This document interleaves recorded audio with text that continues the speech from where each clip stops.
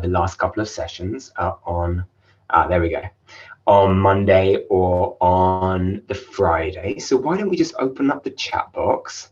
It'd be really nice to see who's in the room. If anyone's here for the first time, it'd be really nice if you wanted to introduce yourself, say your name, where you're from, what you're studying. And if you've been here loads before, then awesome. Say hi, check in. And maybe while you do that, I'll just introduce myself briefly for those who don't know me.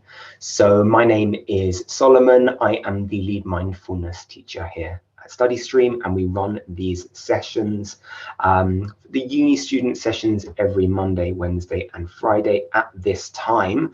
Though we actually have an announcement to make at the end of this session. I'll do it. I'll tell you, we have a bit of an update with the timings, which hopefully will work well for everybody, but we'll see. So we run these sessions. The session lasts for half an hour. I just introduce something to do with mindfulness, a mindfulness theme. Today it's going to be on creativity and mindfulness. So this is for you. It applies whether you consider yourself a creative person or not, whether you study something in a creative or arty field or not. It's not something that's specific to a particular kind of person or brain. It's something that we can all tune into and develop. So I'll talk about creativity for a moment, and then I'll guide you in a short meditation practice, and then we can open up the chat box, maybe even the microphones too. Why is no one saying hello on the chat box? Come on, people. We're a friendly bunch. Thank you. God, you see how direct I have to be sometimes. I'm no more Mr. Nice mindfulness teacher anymore. I'm just going to make these commands. And then, yeah, we open up the chat box. We can have a chat. Let me know how you found the practice, anything that you learned, ask me any questions, all of that. Hey, now we have some people writing some things. Great. Okay. Oh, thank you. I'm getting a welcome back message as well. Nice. Elaine from the US also has daylight saving time change this Sunday. Also will gain an hour of sleep. Oh, so you have it maybe a week after us. Okay. Didn't know that was a thing. That makes sense though. Yeah, that's the best, isn't it, when you gain an extra hour? I was with a friend last week, and he said, you know, what do you do with your extra hour? When do you cash it in? And I said, oh, I just, you know, have an extra hour of sleep, obviously. Don't we all do that? And he goes, no, he saves his up during the day. So he'll get up at the same time. He'll live his day kind of usually on his old time. And then he'll decide at what hour he wants to put the clock back and cash in his hour. I'd never heard of this. I'd never thought of it, but I just thought it was genius. He'd just create an extra hour in his day where he wanted to do something and thought that would be best used. I thought that was really cool. Thank you, everyone saying hi. Alicia, I think if that's how you pronounce your name, your first time here, welcome. Great to have new people. Oh, and Sweden as well. Maya says we went to winter time here this weekend too. Times are all good. Seda, I haven't been around for the last month. Great to be back. Yeah, great to have you back. Nice to see you again. Hi. Naomi's first time. Maya says there's only one day of the year long enough. Oh, hang on, it's gone. Long enough, and it's when we turn the clocks back. Yeah. In fact, talking about 25-hour days, I realized at some point I should get onto the actual mindfulness session, but I'll tell you this last story and then we can carry on. I spent some time crossing the Atlantic on a container ship, you know, like a cargo boat to travel somewhere.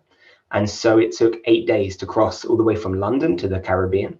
And so it meant every day we had 25-hour days for 8 days, which is quite a strange experience, really. Every day we had to set our clocks back an extra hour because we were crossing that slowly across the ocean. I'd forgotten about that until we just started talking about it.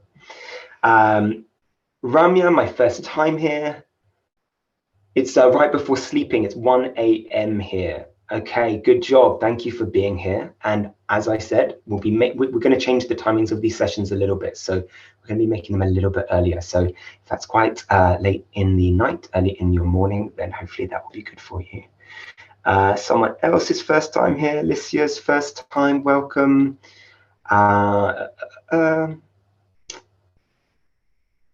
And Han as well, my first time here. Nice to hear some voices. It's 3:34 a.m. Wow, respect for you being here.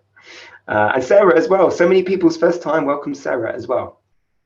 Okay, let's get into it. Let me tell you a little bit about creativity and mindfulness. In fact, I'm actually gonna begin with a little story. It seems I like stories today, and a question for you. I'll turn the chat box off. But so this was something that was asked to me actually when I began my teacher training in mindfulness. It was one of the exercises that they set for me.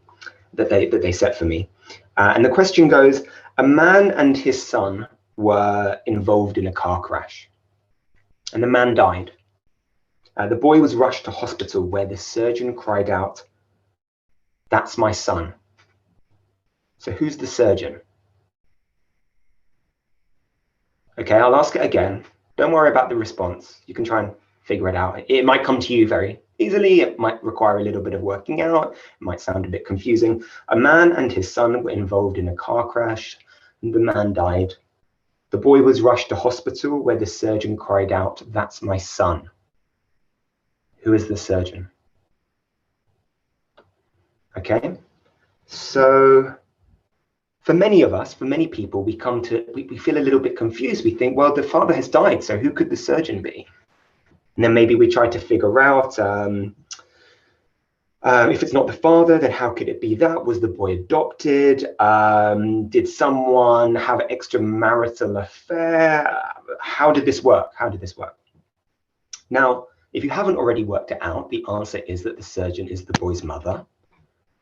And yeah, I can see some surprised faces, right?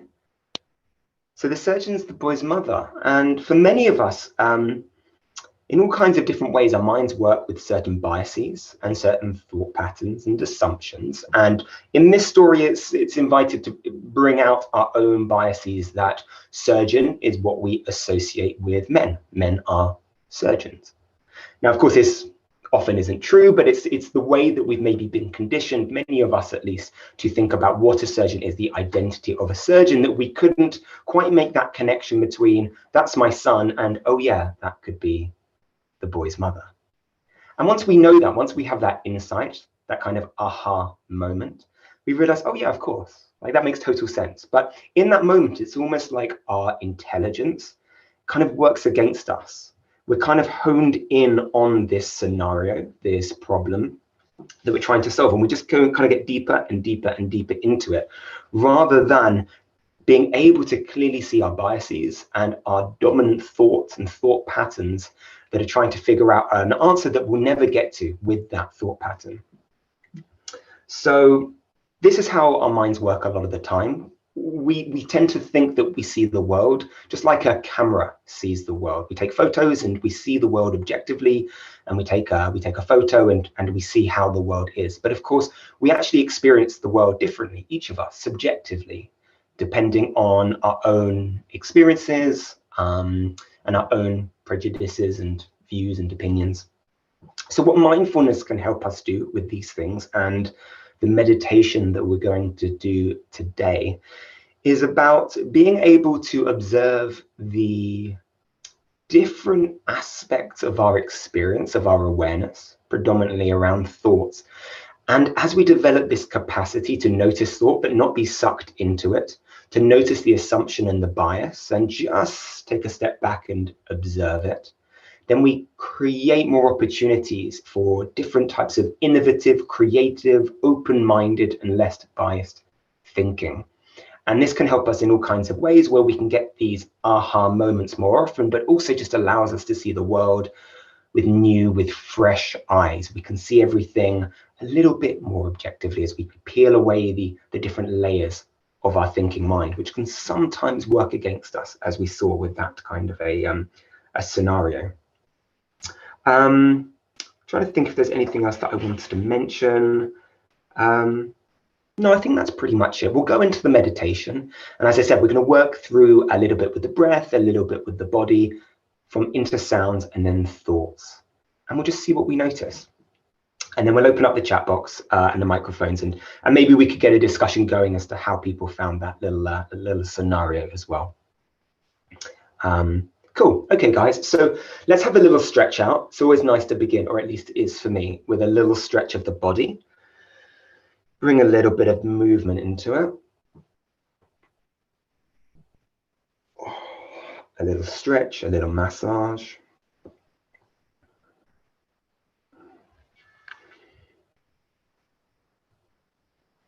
Nice. Really notice what your body's telling you, what movement, what form of touch it would appreciate, and how it feels as you give it what it's asking for.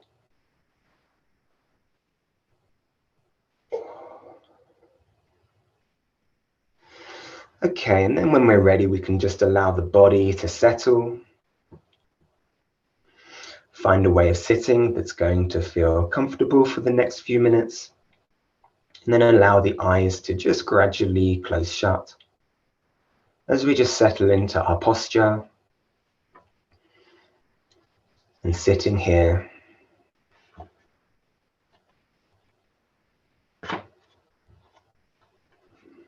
And remembering to always set that intention to be present with our moment-by-moment experience. With the reminder that we don't need to bring any judgment or critical thinking into this experience. That's something that we can leave outside of these mindfulness sessions.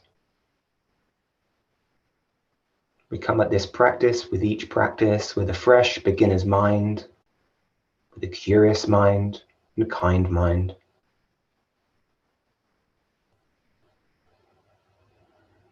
So beginning by gathering in your awareness, to focus on the movement of the breath in the body. So we're just gathering that scattered mind, allowing it to be placed in one area. Maybe noticing where in particular you notice the breath moving in the body most clearly.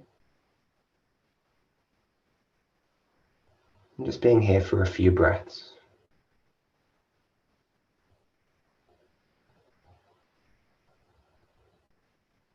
As we invite the body to settle, we also extend an invitation to the mind to settle as well. As we gradually expand our awareness to the whole body, sense of the whole body breathing.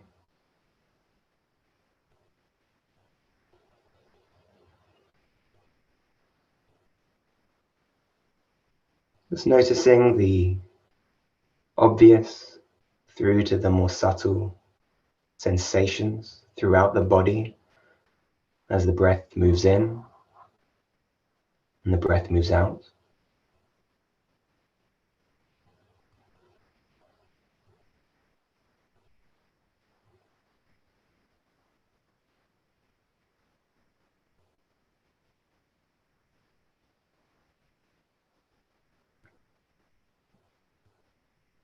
As we expand the awareness once again, now to include any sounds that surround you.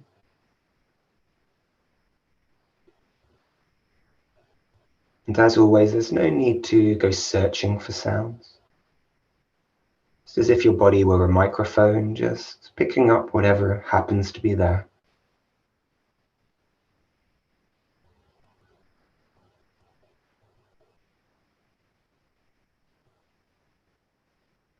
Sounds reaching you from all directions.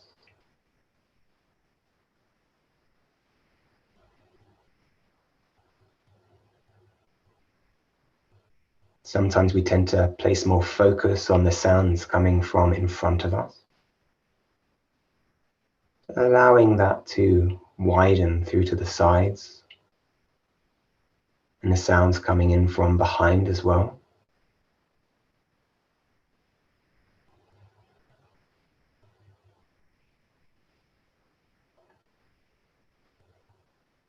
And allowing yourself to notice sounds that are coming in from outside.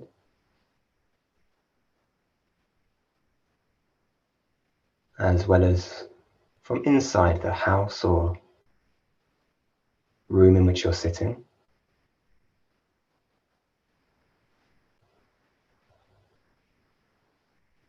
And sounds that are coming from even closer, from the movement of your own body, breath.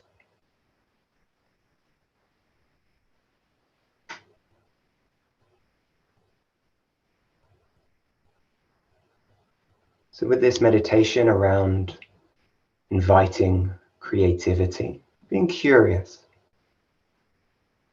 the enormous depth and variety that's available in this moment, from the entire soundscape that's taking place around you in every moment.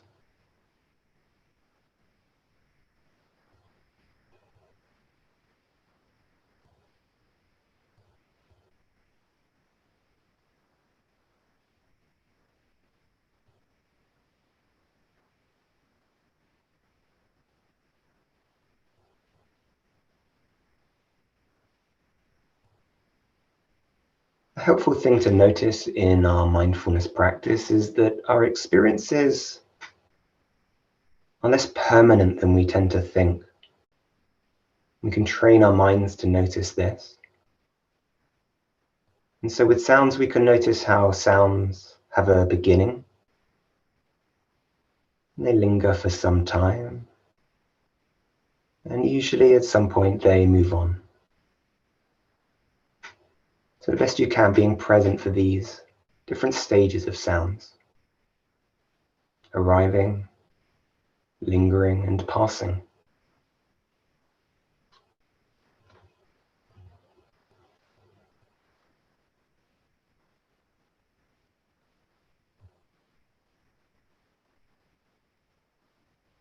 And while you do this, we can just remind ourselves that however we're feeling or responding to this practice at the moment is welcome. If there's any sense of expectation that we need to be very calm or relaxed or happy, of course this can be enjoyable, but it is not a specific reason that we come here. We're here just to notice, to pay attention. This practice of awareness, bringing all kinds of benefits.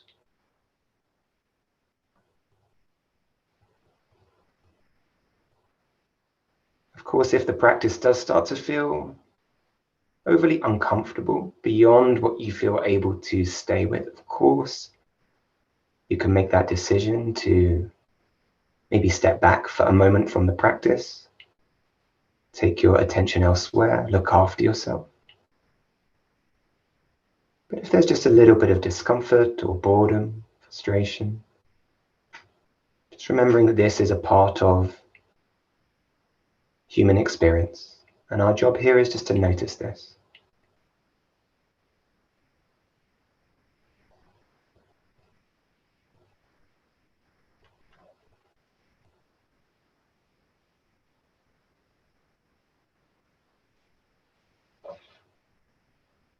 So now we shift our awareness slowly and gradually from sounds and to an awareness of thoughts. And at first this can seem like a strange concept, strange instruction. But see as best you can, just like sounds arise and linger and pass, the same happens with our thoughts passing through the mind.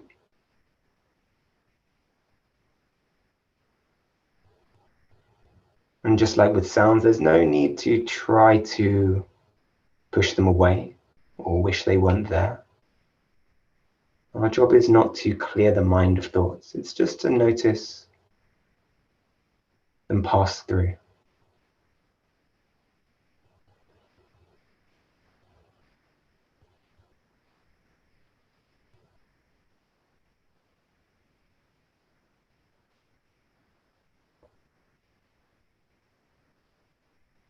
We can imagine thoughts passing by in the mind like clouds in the sky.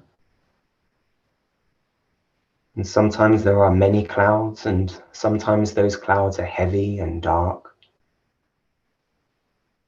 And sometimes we can see a lot of blue sky, and the clouds are light and white. So however you find your mind in this moment, just noticing that.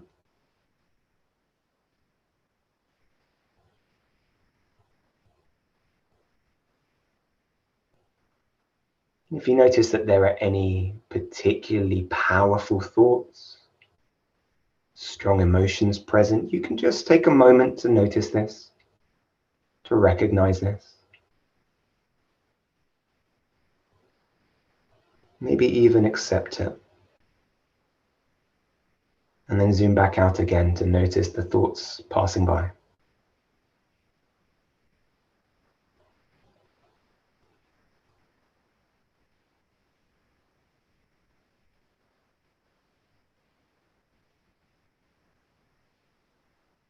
Now for the last minute or so of this practice, we bring our attention back again into the body. A sense of the whole body sitting here, breathing.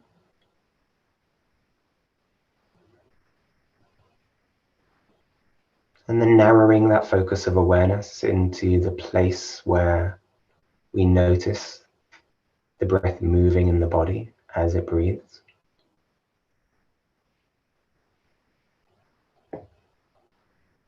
And then once again, tuning into your posture, sitting here, being held down by gravity and supported by the chair beneath you.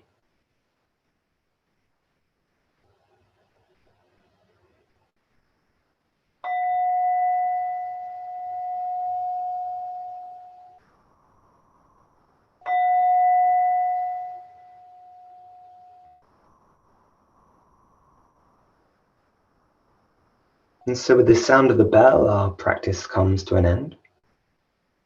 There's no need to rush. We can just slowly start to bring a little bit of movement back into the body. Gentle stretch or massage if you wish. Opening up the eyes, coming back onto screen. And then we have just a few minutes, guys, as always, to open up the chat box if anyone would like to just let us know how they found that. Opened up the chat box, you can message me directly or everyone there. And what we might do is, because we've been opening up this section of the session so people can speak as well, which has been happening, which has been great, I'm going to stop the recording.